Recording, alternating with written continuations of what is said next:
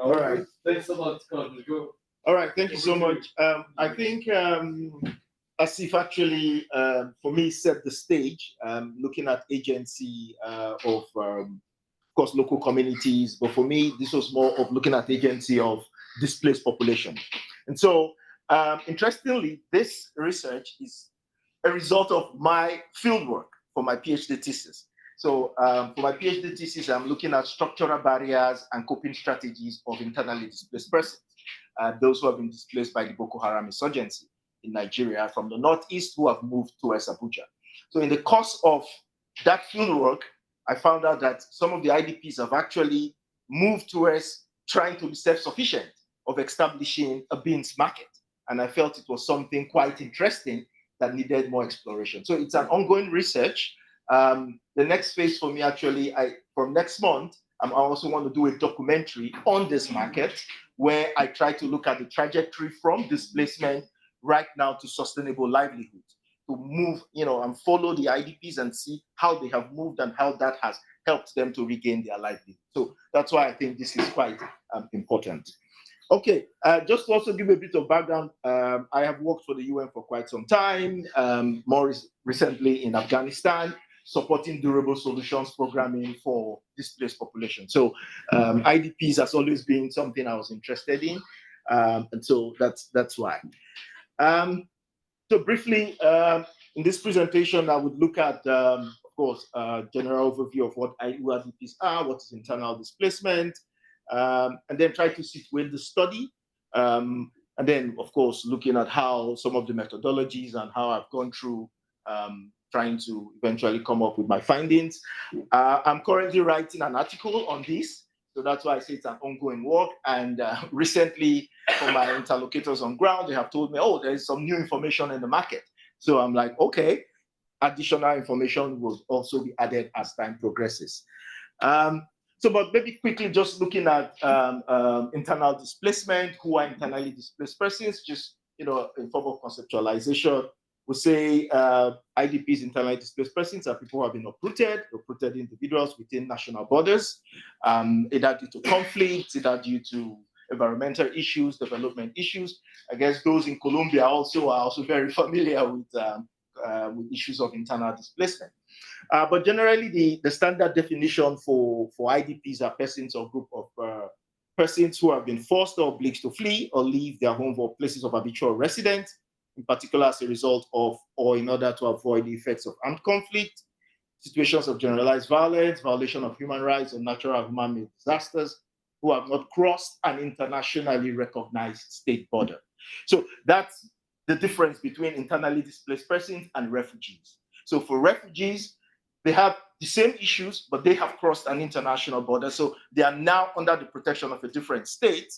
Meanwhile, for IDPs, they remain within the protection of their government in the state.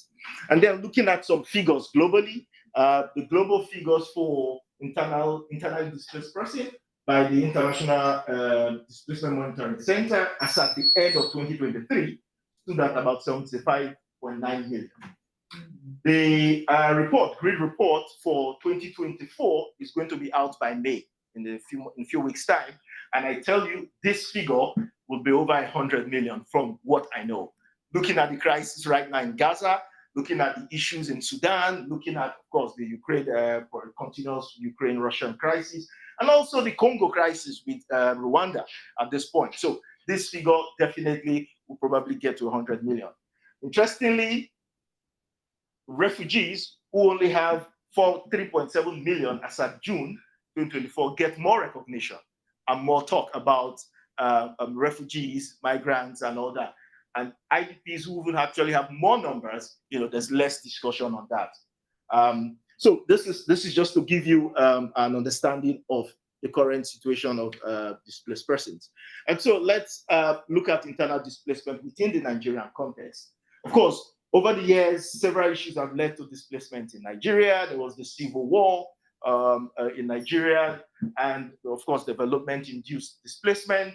However, in more recent times, Boko Haram insurgency in the northeast of the country has actually led to a lot of displacement in Nigeria. Of course, more recently, you also have issues of banditry.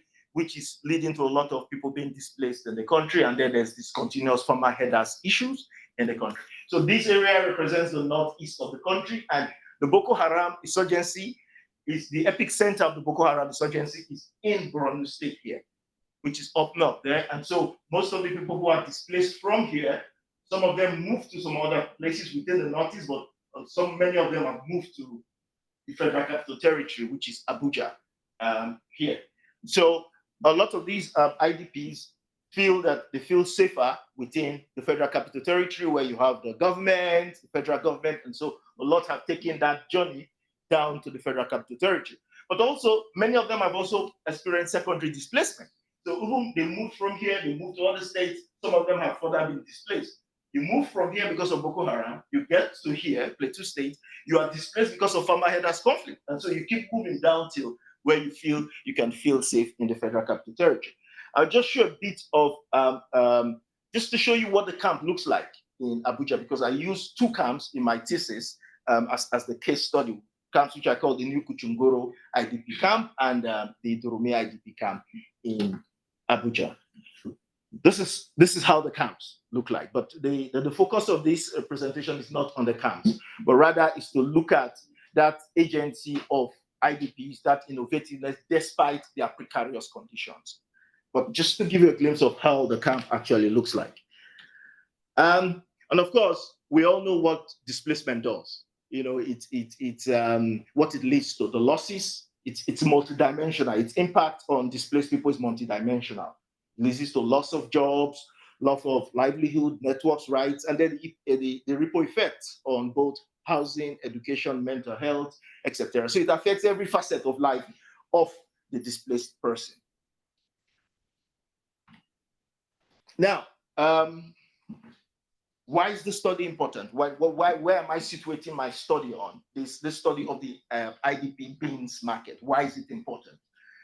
Most of the literature, there's always the dominant narrative of who IDPs are. Of course, they are seen as passive victims, recipients of aid. They are in their socioeconomic conditions. Of course, we know some of these things exist, you know, but that's always what you get in the literature. You know, so they need support, humanitarian aid, humanitarian support. It's very critical for them.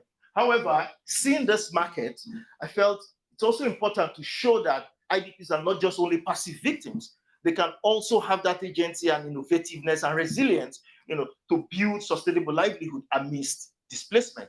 And so my idea is to showcase this market, which eventually from next month, I'm doing a full documentary on, trying to trace the trajectory from being displaced to now moving to sustainable livelihood through the market. So my idea is to show them both in the place where they farm, and then show market activities and show how the market has actually helped to improve their life as well as the life of the communities, just to give a different perspective of how people view and see IDPs. And so that is the main reason why I think this is an evidence, you know, an empirical evidence to show and highlight the adaptive capacity of internally displaced persons and how they can move beyond humanitarian aid by examining the market. Generally, we know that and from the engagements with the IDPs, some of the coping strategies, some of the resilience mechanisms which they adopt, you know, once they are displaced, a lot of them, of course, are farmers. So they still try to do farming within the small area, the of land they have. A lot of them engage in petty trade, manual labor. And there's also communal support, informal networks, of course, gender-based coping like group contributions, supporting each other to address challenges amidst displacement. But of course, there's also negative coping strategies, which some of the IDPs engage, of course, like prostitution. A lot of countries, prostitution seem to be, many African countries as well, prostitution is illegal. And so, but some of them also engage in it as a means to survive and cope, because there's child labor, which seems to be very paramount in many of these IDP camps as well. You see children hawking or selling things in the camps. And then depending on the country, alcohol sale and consumption. In Sudan, for instance, that is illegal. But in Nigeria, even if it is not illegal, it is not, advised. People don't encourage it, you know, in the camps. But these are some of the strategies which IDPs use to, you know, to cope. And then basically, like I said, I'm trying to look at an article for this, and the idea is to use the Sustainable Livelihood Framework, which has the components, which looks at the holistic thing and not just particular parts of looking at IDP's livelihood. And I think the relevance of this is to utilize assets and navigate displacement context to create sustainable livelihood. The emphasis, like I said, is the adaptive strategies in the face of shocks. And so I think this is very key, in trying to understand how IDPs move beyond just humanitarian aid. Largely, this is the methodology I used. Initially visited the camps, did some interviews and all that, of course, highlighting most of the ethical considerations in the research. But interestingly, there is more information which is already coming out from the ground of new things being added. So I think by the time I go back there, this will also help in writing the article to actually go back and address some of the issues which I had already initially written down. So, but generally, the significance for me of this study is, one, it challenges the conventional narrative of who IDPs, internally displaced persons, are. It recognizes them as active economic contributors, and then which helps to bridge humanitarian response and development discourse. And now, let's look at the market. Auta Balefi market. The market basically was founded between 2015 and 2016. So those IDPs who had been displaced by Boko Haram from the northeast, moved towards certain camps in the Federal Capital Territory, and then eventually moved to Auta Balefi to establish a market. Some of them were able to get land. Like they told me, they called themselves the group of G23. Is it a group of G23 people who came together? And then the market is made up of about 21 farming clusters, located, of course, in a state which is like 25 kilometers from Abuja, which is the Federal Capital Territory. Initially, it started as a small hub for beans, where because they were farmers, they had the skills, they knew how to farm, they were just selling beans. But right now, it has actually evolved into an agro-national trading hub. So even if beans is still in the heading to say beans market, every other thing is sold in the market. And major trading days are Mondays and Tuesdays, but trading takes place across the week. But these are the major trading days. The market also has a management committee. It has a well-established structure, rules, dealer system on how to get into the market, what can be sold, and all that. So it's very established. It's well organized. So this for me is something that I found unique that needs to be emphasized. That IDPs can also be seen as people, with this innovative knowledge and strategies that needs to be showcased to the world. Like I said, other products is not just beans. You have sorghum, rice, millet, but beans is the major item which is sold, and so that's why it's actually called the beans market. Generally, the objective was to also analyze the market, look at the socioeconomic impact on the community and the region, explore the operational structures, and then offer a sustainable policy recommendation. And so this is the state. The Auta Balefi is in Nasarawa state, which I say is about 25 kilometers from the Federal Capital Territory. And this is the signpost of the beans market. So like I said, it's called the beans market, but you see our products include beans, cowpeas, maize, and so many other things, it's situated along the expressway. So, but you have other things which is sold at the market. So for me, this was quite interesting, being run by IDPs, being established by IDPs. So I felt it was something that really needs, to be showcased and shown to the world.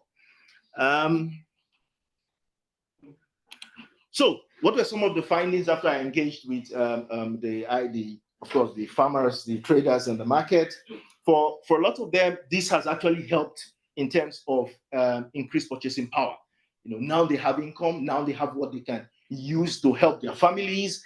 They can send their children to school, they can buy houses, they can even get assets, which for me was quite interesting, because a lot of them being in the camps where they wait for humanitarian support, but now they are now saying, I'm independent, I can now buy a house, I now have assets.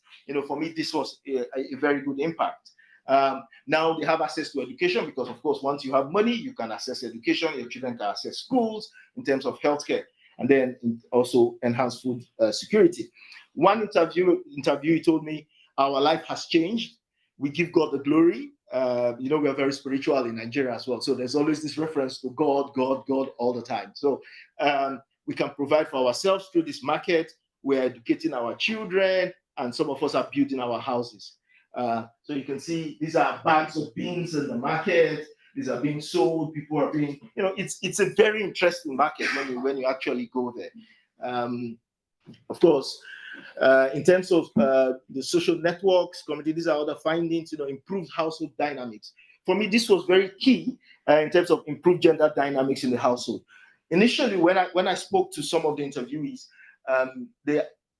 when I tried to reference it with the information I got from the camps for my PhD, some of the issues I was informed is men are not employed.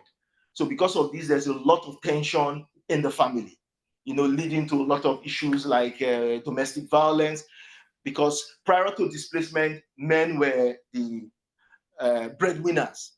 Now they are unable to give the bread. So it was causing a lot of tension in the family. But through this market, they have regained some confidence. Even women are also part of the business. They are supporting their wife, their husbands.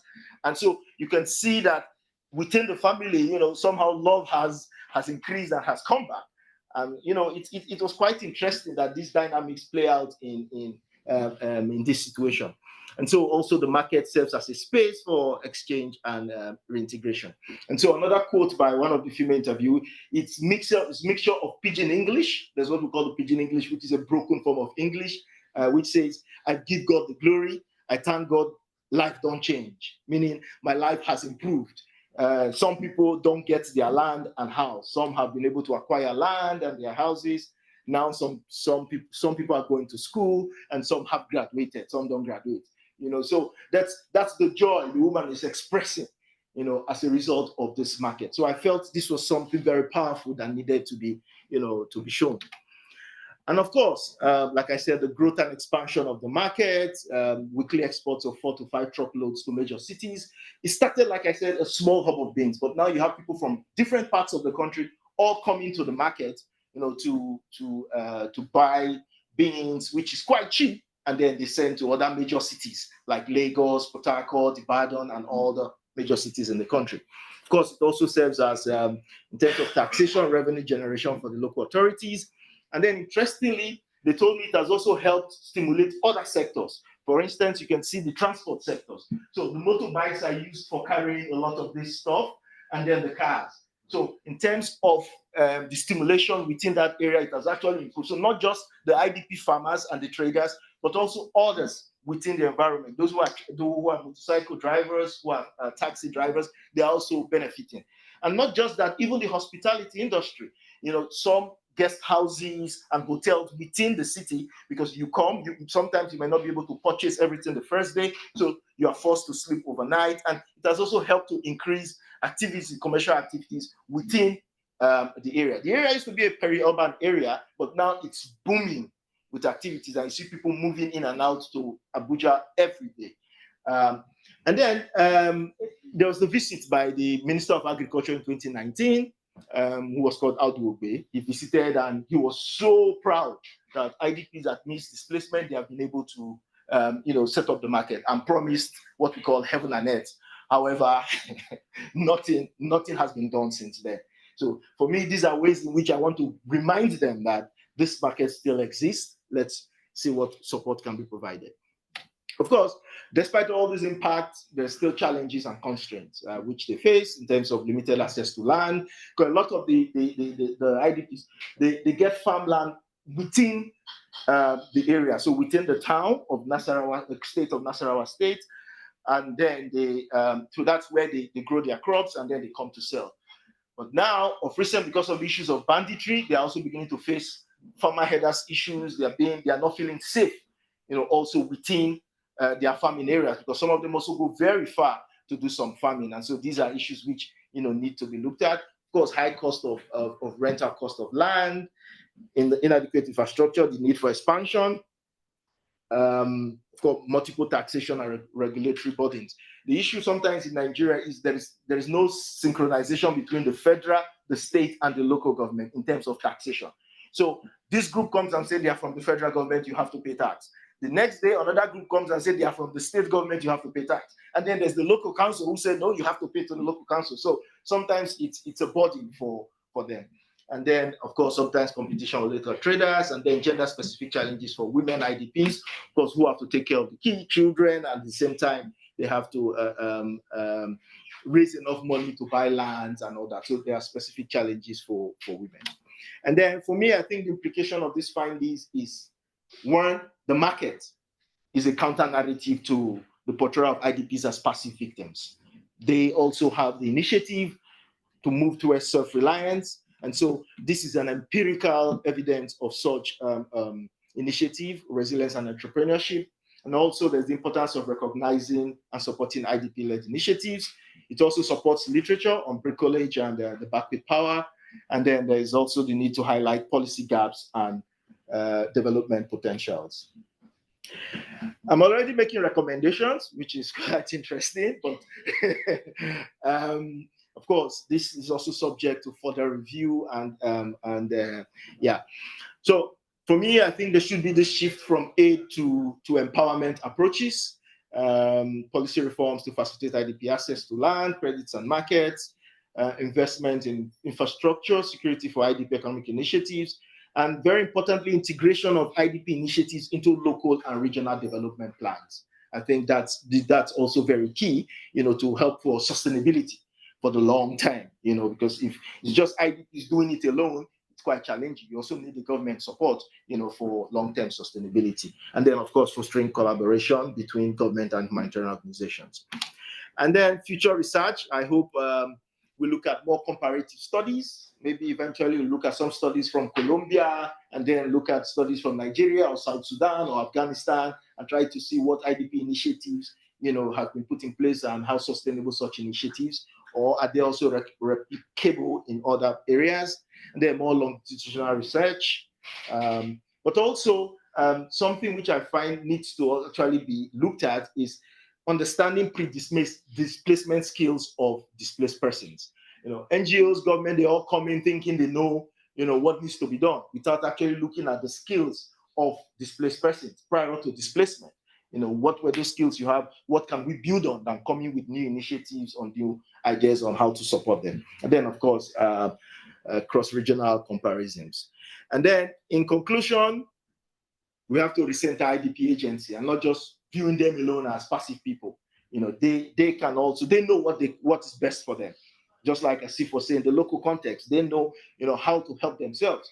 They only need the support. It has to be bottom-up approach. And then this market for me is a model of IDP-led development. We also need to move beyond needs-based intervention to asset-based approaches, transformative potential of recognizing and supporting IDP agency, and a call finally for paradigm shifts in how policymakers and practitioners engage with displaced persons. I think, so these are just some more pictures from the market, activities going on, and that happened to be me somewhere there trying to buy some beans and bring back to Portugal, yes, so, and that's some references. Thank you.